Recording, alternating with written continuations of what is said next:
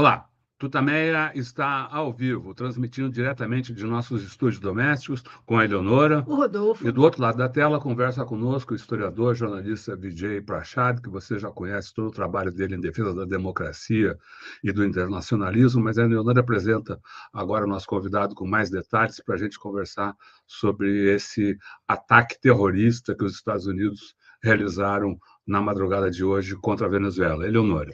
Hi, Vijay. Thank you so much for joining us in this 3rd of January 2026. I will present you in Portuguese and then I will make the question in English. Vijay Prashad é historiador, diretor executivo do Tricontinental, Instituto Tricontinental de Pesquisa Social, editor-chefe da Leftward Books e membro de várias instituições da Universidade da China e chefe de redação do Globetrotter, um projeto independente de mídia, autor de vários livros. Eu vou mostrar aqui 2 que a gente tem em português: Balas de Washington, uma história da CIA, golpes e assassinatos, Estrela Vermelha sobre o Terceiro Mundo, ambos editados aqui no Brasil pela Expressão Popular. Vijay, what can you tell us about this historical day, 3 January? What's the meaning of this imperialist attack against Venezuela? What's your main reflection about this? And when did you first know about the attack? Well, I mean, I woke up at 3 o'clock in the morning and I saw that this attack was going on. Actually, in real time, videos were beginning to circulate on social media, helicopters hovering over the landscape of Caracas, very, very, disturbing images of explosions and so on. Immediately, I was getting notes from people saying civilians dead in this neighborhood or that neighborhood and so on. And then almost as if out of nowhere, the claim being made that Mr. Nicolas Maduro and his wife, Celia Flores, had been kidnapped and taken out of the country. So I got to know this pretty early.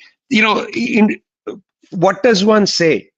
At one level, this is a replay at a much larger, more dangerous scale of what happened in 1989 in Panama, when the United States then bombed Panama City and special agents entered the country, seized Manuel Noriega, sitting president, brought him out of the country on narco-terrorism charges. It's a replay at a much bigger scale because Panama is a much smaller country than Venezuela. It's a replay at a much bigger scale.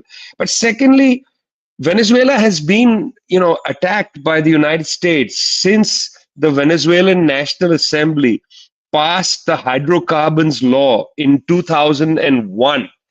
So for the past 25 years, quarter of a century, the United States has been at war against Venezuela. In 2015, it was the liberal Barack Obama who signed an executive order providing legal authorization for any and every means against the Venezuelan people. And that's exactly what we are seeing enacted. I personally didn't expect this to happen. I did not expect the United States to be able to so easily snatch Nicolas Maduro and Celia Flores from Venezuela. I did not expect that, but that is indeed what has happened. And I think we're trying to put the pieces together about how that happened. How was it possible that the US can come in? And I have some theories, we can talk about those. So we have interviewed earlier Mr. Monedero from Spain, and he said that maybe this would only be possible if there was some kind of treason in a group or groups of people around Maduro. So what do you think about this? what were your theories about it? Well, let's put that aside for now. I think that we routinely underestimate the incredible military power of the United States government. Its abilities to jam air defense systems is incredible. I mean, let's go back to 2011. In 2011, the United States sent two Black Hawk helicopters from Afghan airspace into Pakistan, deep into Pakistani territory. They landed in a compound in Abbottabad, snatched Osama bin Laden. One of the helicopters could not take off. It was damaged on landing, but the second left the country. Now, Seymour Hersh, the US journalist, later wrote an article saying that the Pakistanis colluded with the United States. And that theory got a lot of attention. I actually don't think that that's necessarily true. I think, again, we have underestimated the kind of weapon systems that the United States has, its ability to jam air defense systems, its ability to enter into Venezuelan airspace and to have helicopters hover around for such a long time that people are filming them with their phones, but no air defense system takes them out. That shows some sort of jamming technology where they are very confident they can come into Caracas airspace, sit over the skies, and nobody's going to attack them. You know, if it's treason, it's the whole military involved in treason. I mean, it's very hard for me to wrap my head around the argument that it's treason. It cannot be a small group.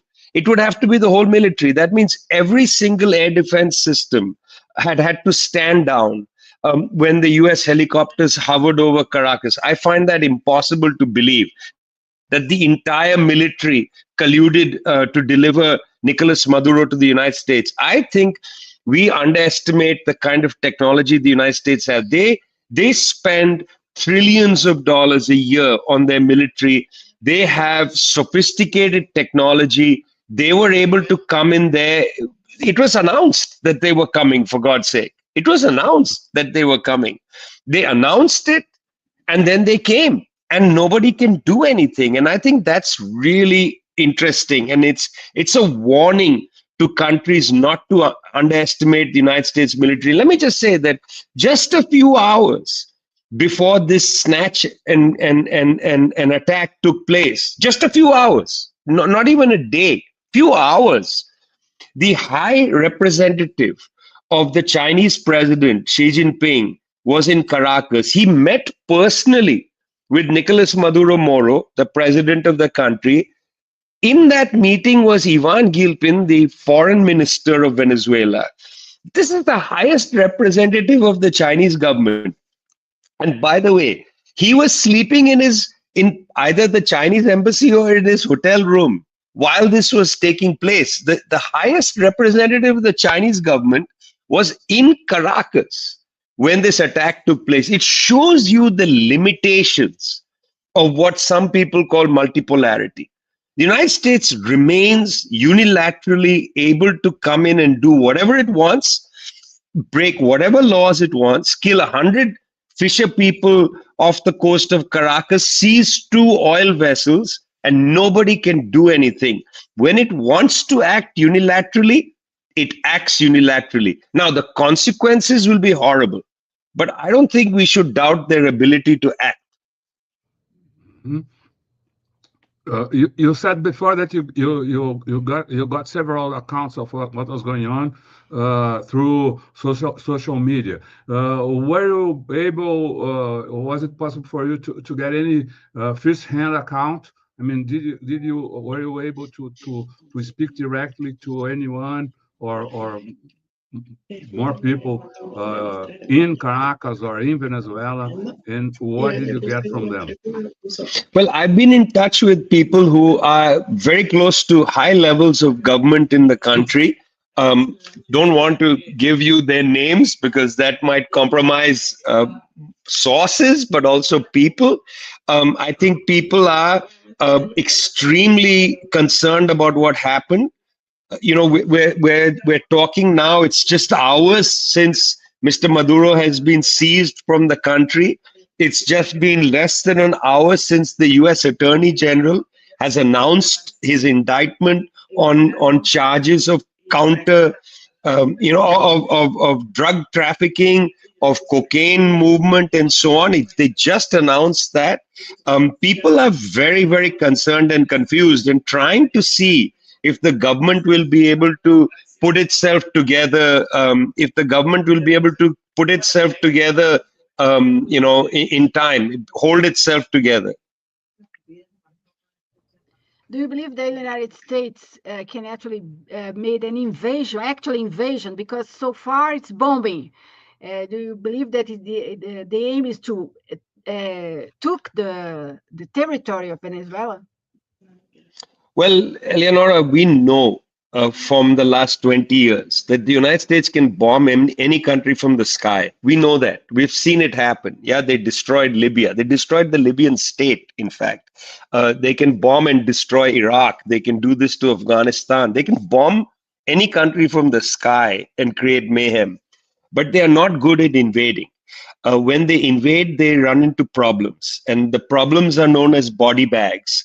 The problems are known as people coming home injured. They just don't want that. They may have 16,000 troops or more sitting off the coast of Venezuela. I doubt that they'll enter the country. I doubt they'll enter the country because I think they understand that they will face resistance. See, if you are a poor person in Venezuela living in one of the barrios, you know that whatever problems you have with the government of Nicolas Maduro, whatever problems you have with the whole Bolivarian process, that, history moved forward for you a little bit. You got some land, you got a house, you got some education and so on. They know that if Maria Corina Machado comes in as the president, you're not going to move to 2026, 2027, 2028. No, you're going to go back to 1997, 1996, 1995. The oligarchy is going to return. They are going to seize the maximum amount they can in the country. They're going to squeeze the country dry for themselves. So there's a big number of people, just as in Iraq, who are going to be ready to sit in their homes with their rifles, occasionally taking pot shots at US soldiers. I don't think Mr. Trump wants that. He wants a clean victory. On the 4th of January, he is going to stand before the houses of Congress. It's his annual address to Congress. He's probably going to bring Maria Corina Machado to the congressional chamber, and he's going to announce a great victory in Venezuela, and then he's going to forget about everything. I doubt that they are going to invade. But here's the problem. I didn't even think they were going to do what they did at 2 a.m. in Caracas. So what do I know? What does anybody know? Yeah, I don't have a direct hotline into the head of Donald Trump. We don't know what, in the United States, you don't even need to inform the Senate Armed Forces Committee that you're going to go and attack a foreign country. You don't have to inform the US Congress. The president can unilaterally make a decision. I mean, talk about a dictatorship.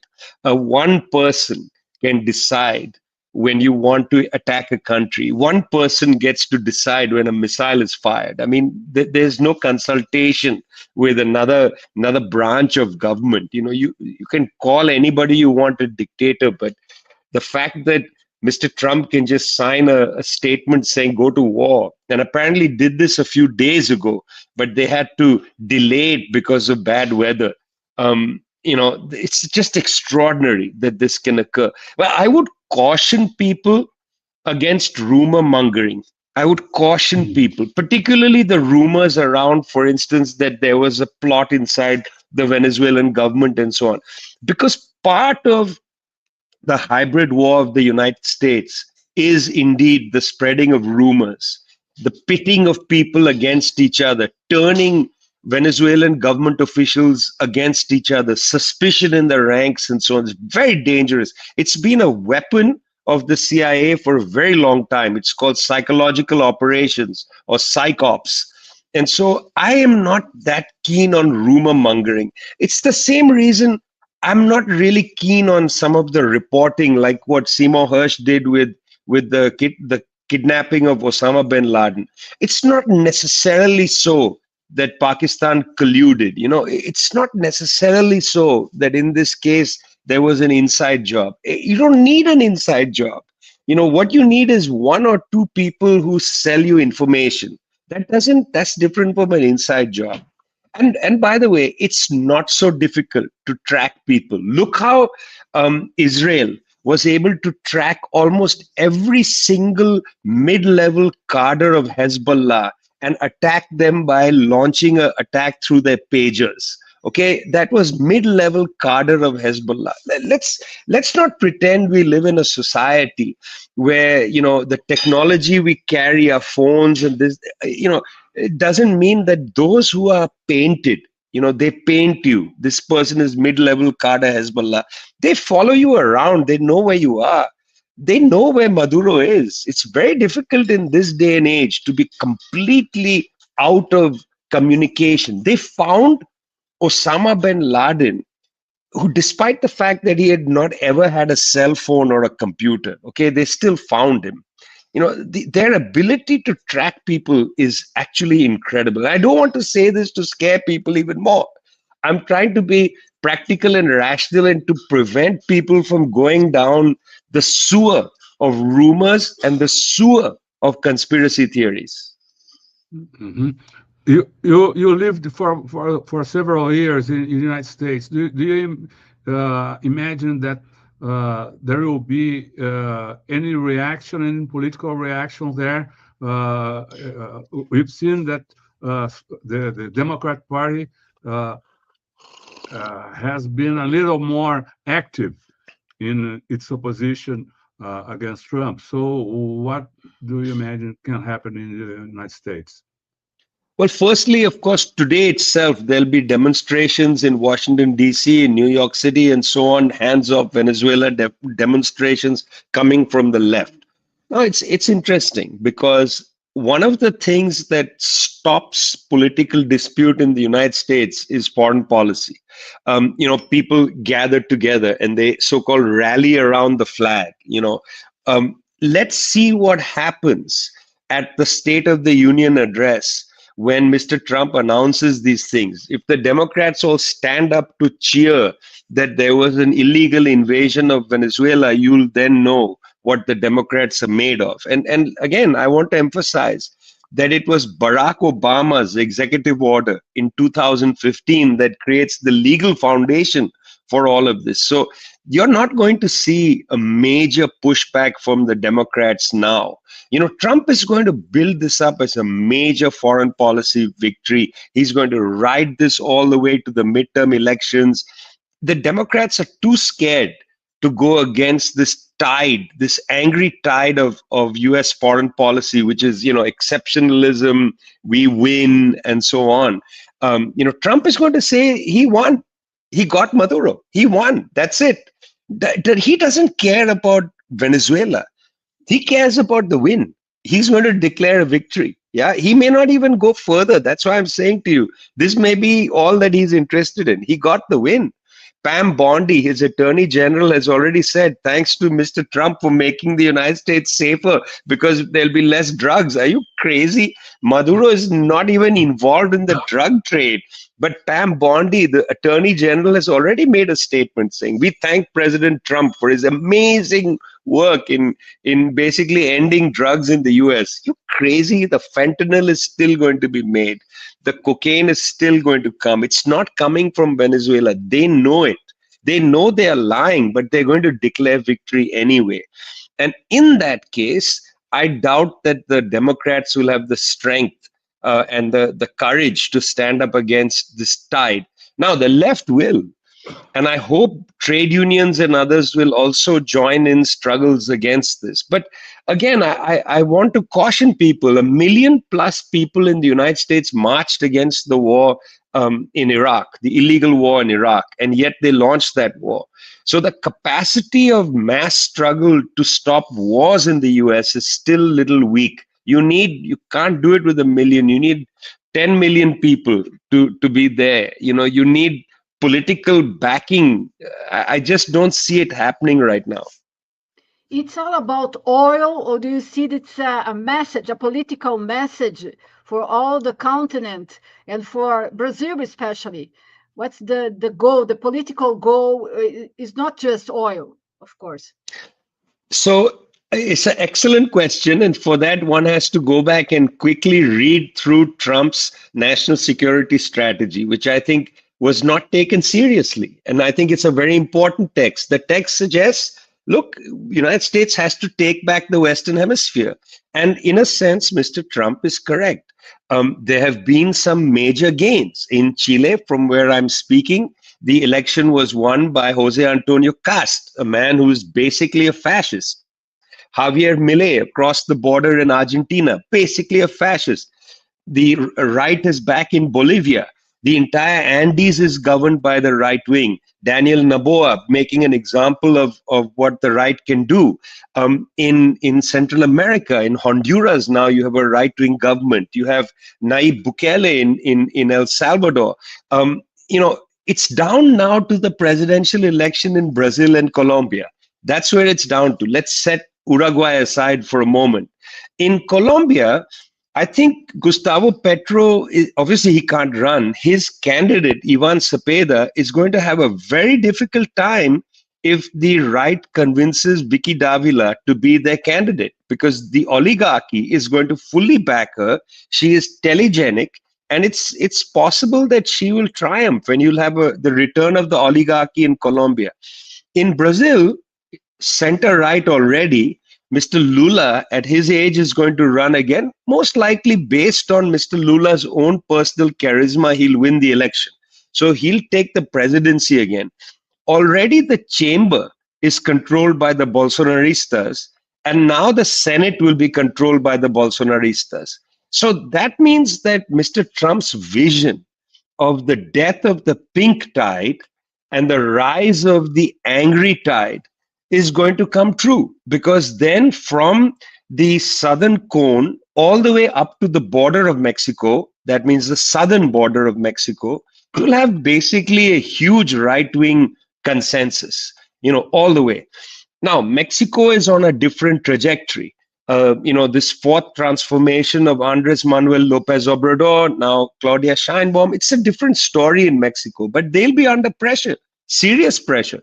If they are able to do even a weakening of the government of Venezuela, which I think they will probably succeed to do in the short term, this will have huge impact on Cuba. The fact that the Chinese envoy was in Caracas when this happened is going to send a message to Beijing, which is that we don't care about you. You can't be in our hemisphere. That the Russians said they will protect this government in Venezuela, a message to Moscow. We don't care. This is our hemisphere. You do what you want in Ukraine. We're going to do what we want here. So I would say to the people of Latin America, do not celebrate. Do not cheer. Just because for 20 years you've been sold this view that the government in Venezuela is a dictatorship, something repeated by Mr. Lula, by Mr. Petro, by Mr. Boric. I mean, these are all center-left people have repeated this story of a dictatorship in Venezuela.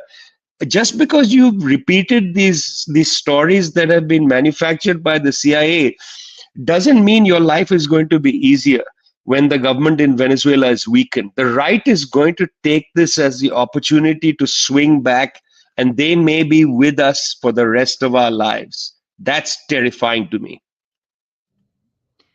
And what about China and Russia? You said you remember that Chinese are in Caracas, are at Caracas, and China is the main commerce. It's a main commerce in all Latin America. What can China do, and what Russia, or they are just accept the division of the world in this terms? I mean, the Chinese have only one instrument in front of them, which is to say, for instance, to the Brazilian government, if you don't do X, then we're not trading with you. They have the power of economics. But China has made it very clear that they don't want to interfere in other countries' foreign policy. That's an axiom of the Chinese project.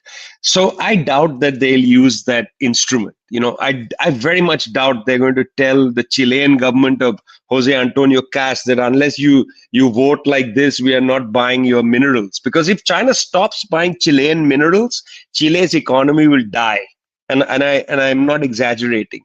Nobody else has the capacity to buy iron ore or to buy lithium or copper as the Chinese. Nobody. If If they stop buying soya from Brazil, the entire Brazilian agribusiness will go into a tailspin. But I don't think that they're going to do that. That's just not the game they're going to play.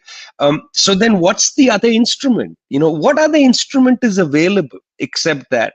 And I think the United States knows that. The US knows that the Chinese will continue to trade with these countries. I mean, the Chinese spent almost $4 billion building a massive port in the Andes in a government where there's a government of the right wing. It didn't pick a left wing government like, okay, let's build the port in Colombia, to help support the no, they built the port in Peru, where there's a coup against the government of the left. So I don't think one should expect that kind of economic pressure coming from the Chinese. On the other side, I also think that we're going to see this as a serious message to the Russians. I mean, Russia had staked a lot with the government of Nicolas Maduro. I don't know what's going to happen as it were tomorrow. Mr. Maduro has now been removed. It's very unlikely that the United States will ever release him. And I mean ever. He and I are roughly the same age. He is going to spend a lot of time in the United States and under very poor conditions. I can tell you that, because the way they held Manuel Noriega was really brutal. So I think they're going to repeat something here. I don't think there's going to be any fair trial or any international anything. I think they just don't care. And I think that is the lesson the world has to take, that the United States is a scofflaw. They don't care, and they need to be made to care. That means other countries need to start standing up to the United States en bloc, not one by one, but en bloc as a group. And I must say, I am a little disappointed with the operation of the BRICS. I think it's been so mild. The BRICS summit in Brazil, it was not a success. It was so mild. I mean, the opportunity that Mr. Lula had to strengthen the BRICS project was not utilized. I think now the next chair will be India, where it will be weakened still, because India is a government of the right. They are not interested in driving a project or making BRICS meaningful in the world. It's a lost opportunity, I would say. And I think we're going to suffer the consequences of that. I'm waiting to see the Shanghai Cooperation Organization strengthen itself. But again, that's an Asian bloc. This is again the world divided into sections. That the Chinese and Indians and so on can deal with Asia. The Europeans they can suffer their own consequences, deal with the Russians, whatever. Africa, we'll see what happens, but the United States gets the hemisphere of the Americas. This is not freedom for Latin America. Okay, what you're going to see from all of this is more subordination of this is in a way the United States saying that the project of Simon Bolivar is over. And that's exactly how I understand it. This is an attack on Simon Bolivar. In the national security statement, they quote the Monroe Doctrine and say that the Trump corollary to the Monroe Doctrine was formulated in 1823 in response to Bolivar, in response to Bolivarianism, saying that the United States, claims the hemisphere. The Trump corollary to the Monroe Doctrine is I can do whatever I want to enforce the Monroe Doctrine. That's the Trump corollary, by the way. It's nothing more special than that. It's I can do whatever I want as Donald Trump to enforce the Monroe Doctrine. This is a war against Bolivarianism in general, against Latin American independence. And I hope people in Latin America understand that and don't misread this as, freedom, and so that Venezuelan exiles in Chile and other places will celebrate saying Maduro is gone. You're making a big mistake. We said so much about multilateralism and a world with no hegemony, that the United States is decaying. All this is, what do you think? The multipolar world with this invasion is going weaker and weaker, and it's a dream that is falling apart? No, I don't think so, Eleonora. I think two things. Number one is I think people exaggerated it 10 years ago. I have always said we don't live in a multipolar world. We live in a world where we are trying to exert multilateralism. I don't even believe that there's a unipolar world. I just believe there's unilateral operations by the United States. They do whatever they want. They bomb countries, whatever. If it were a unipolar world, there would be no need for the US to act unilaterally. The fact that there's Cuban Revolution, there's the Chinese and so on, suggests that the US doesn't dominate the whole world. At the same time, there is no multipolarity. There are different things that are happening, struggles to balance out the world. And that struggle to balance, in our institute, we say there's a churning of the world order. We say there's a new mood in the global south, but we don't say there's multipolarity. I think that's an exaggeration. So having exaggerated, now reality is coming back in. Secondly, I don't think this is a defeat of the new mood or a defeat of the churning of the world order. I think it's going to continue to happen. I don't think this is, this is part of the international class struggle. Nothing happens in a straight line. There are reversals, advances, and so on. I think we're just going to see the struggle continue. Because we saw 2025 as a year in which imperialism was defeated in several ways. For instance, they had to have a ceasefire immediately after their attack to Iran. Gaza survives despite all this. So I don't know if you have the same evaluation about the year, and what does it say to 2026?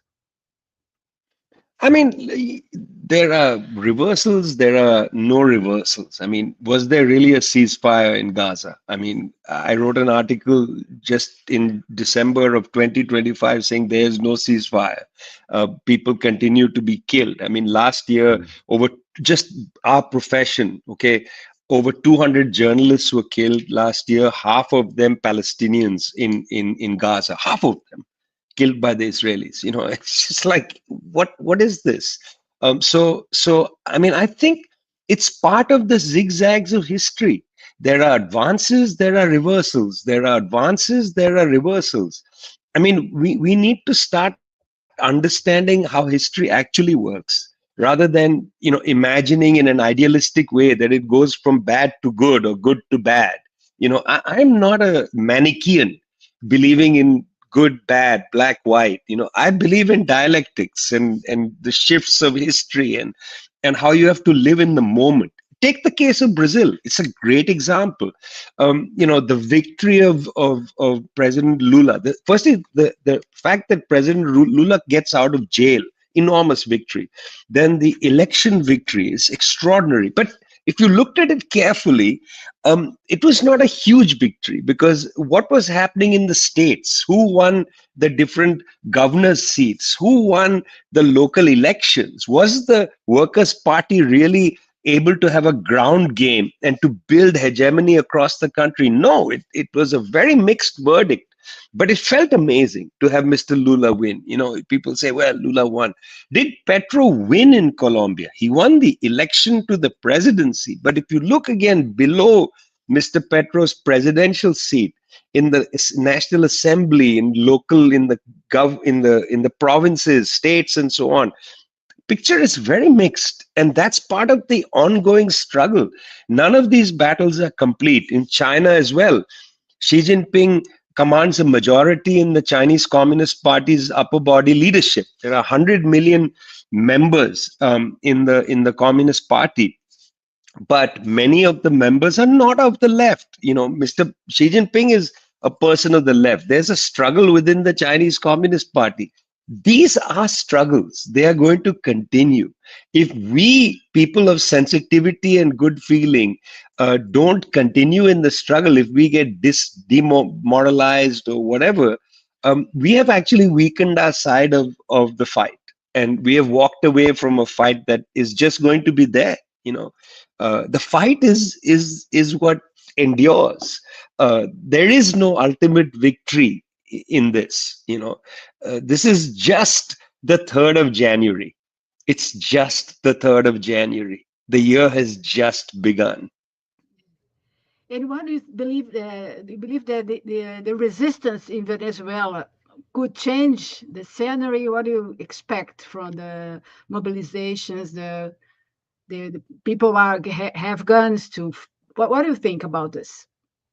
Well, I mean, I think, because of the nature of Latin American politics, the grammar of Latin American politics, it's going to rely a little bit on who emerges to take over in the presidency, and whether the group around the new president is going to be, strong enough, is going to be decisive enough, is going to be able to be brave enough to stand up for the Venezuelan people. This is the grammar of Latin American politics. It requires the leader to be very much somebody of importance. I mean, look at the difficult job that Nicolas Maduro had at the death of Chavez. I mean, who would want to come after Chavez? Nobody. Nobody want. He cried when Chavez told him, "You are going to be my successor." He literally cried. That's what Jorge Ariaza writes in his little book about the death of Chavez. He says Nicholas cried, said, "Beg Chavez, not me, please. I can't do this. Who can follow you?" Yeah, the grammar of Latin American politics is that you have a charismatic, important leader. Look at the Brazilian political scene. Yeah, the left has always needed some sort of charismatic leader to emerge, to rally the ranks and so on. And so it's going to really be what happens in the next few days. Will the Vice President Delcy Rodriguez be able to amass a group? Will they come out strong, with fortitude? Will they be able to hold things together?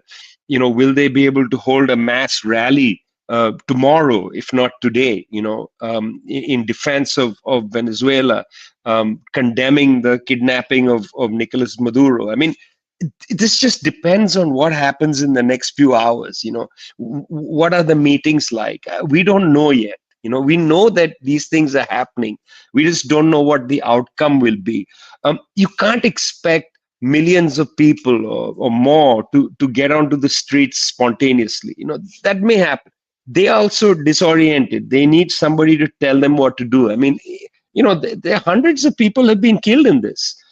There's little commentary on that.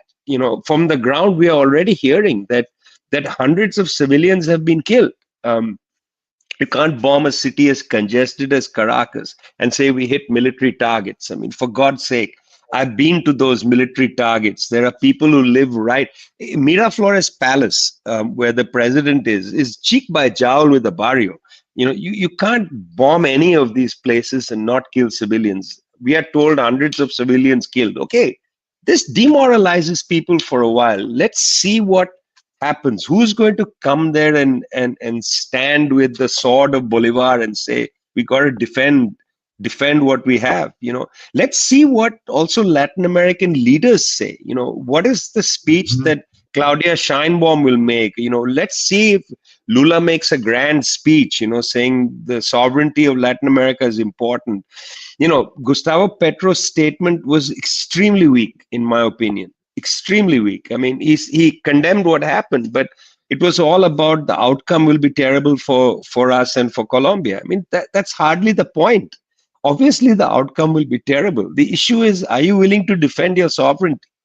And that's the question. Do you have the dignity to stand at the podium and say, this is outrageous? It's a violation of the UN Charter, Article 2. It's a violation of Latin America as a zone of peace. It's a violation of a number of OAS, Organization of American States resolutions, blah, blah, blah, blah, blah. Are you willing to do that? Let's see what happens. Yeah, let's see what Mr. Lula does. All of us stood there and said, Lula libre. Now where are you, Lula? Yeah, yeah. 1 hour ago. 1 hour ago, Lula had a statement in which it was said that this is a menace to the Latin America as a territory of peace. So, He said that Bravo. he said that the bombings represent trespass an unacceptable line. It's well, it's a great, terrible sign to the sovereignty in Venezuela. It's dangerous for the international community. He launched a text about this. But what the whole of Brazil in this? What can Brazil do? What do we expect beyond the words? What can Brazil do? I mean, firstly, I want to apologize for at all assuming that Mr. Lula wouldn't say something as good as that. And I'm very proud and happy that Mr. Lula did say all that. And from the bottom of my heart, it makes me beam to think of that. And I'm going to go and read that statement and so on. I mean, I very much hope that the people of Brazil register their condemnation to the US authorities. You know, I hope that in various places there'll be protests, marches to the embassy, you know, maybe statements to the United States, direct statements and so on. I mean, we should still be calling for the release of Nicolas Maduro. I think that it is ridiculous to take for granted his being held by the US government. You know, we should be calling for that. But I'm very pleased to hear that this is what Mr. Lula said, and I hope that people in Brazil will build on that and really cry from the rooftops. And I hope the Brazilians will call an extraordinary meeting of the OAS as a member of the Organization of American States to condemn this. Also, you know, countries that are at the UN General Security Council, I hope that they take this up at the highest level in the UN Security Council. I mean, it's another good reason, you know, for Brazil to argue the case of having a Latin American member in the permanent. You know, no Latin American has a permanent seat in the Security Council. It's a very good reason to argue the case. And by the way, just to let us know, the two Latin Americans that I know are in the UN Security Council in this period are Colombia and Panama. And perhaps Colombia should put a members' resolution into the UN Security Council condemning this and let the US veto it. You know, let the US go ahead and veto it. But I doubt that Panama is going to do it, but at least Colombia should definitely put a resolution. And I'm certainly going to bang the drum on that. Yeah. And what can you tell us about your expectations about the reaction of American mainstream media? In the past, the media ate whatever government fed it, like about Iraq, for instance, or other, even Gaza in the beginnings, or Vietnam. Do you think they will just be like just say whatever Trump's government says? I think so. I mean, it's already the case that the main newspapers, including the British newspaper, the Financial Times, basically they've already come out and reported the news as if it's it's basically a direct press release from the Trump administration. I don't see any major difference of opinion there, because the media is going to reflect the political landscape. So you asked earlier, you know, what will the Democrats do? Well, if the Democrats came out and said that this is outrageous, then the liberal media, maybe the New York Times, would condemn it. But they are not going to go, the New York Times isn't going to go ahead of the Democratic Party. It's just not going to happen. You know, so that relies on what the political climate will be, and whether there'll be any political, possibility of moving ahead. Okay, Vijay, we want to thank you very much for your time here with Tutameia. Thank to the public that I'll speak in Portuguese. Agradecer a todos aqui que estão acompanhando ao vivo e que nos visitam a qualquer momento na internet, convidando para que se inscrevam no nosso canal, clique na sinetinha para receber novos vídeos, avisos de novos vídeos, e participar do grupo Amigos do Tutameia. O link está na descrição desse vídeo. E agora, então, antes das despedidas, a gente volta a palavra para o nosso convidado para que ele mande sua mensagem. Vijay, before we say goodbye, I'd like to hear you again, your message to the Brazilian people. Well, my message is that you have a very important political period ahead of you, and I beg you, please do not let the Senate go to the right. Please. I know Lula is going to win. Don't have to say anything about that. But man, you got to do something about your legislature. Thank you very much. Very much. Bye. Bye. Bye. Bye. Bye. Tchau, Bye. pessoal. Bye.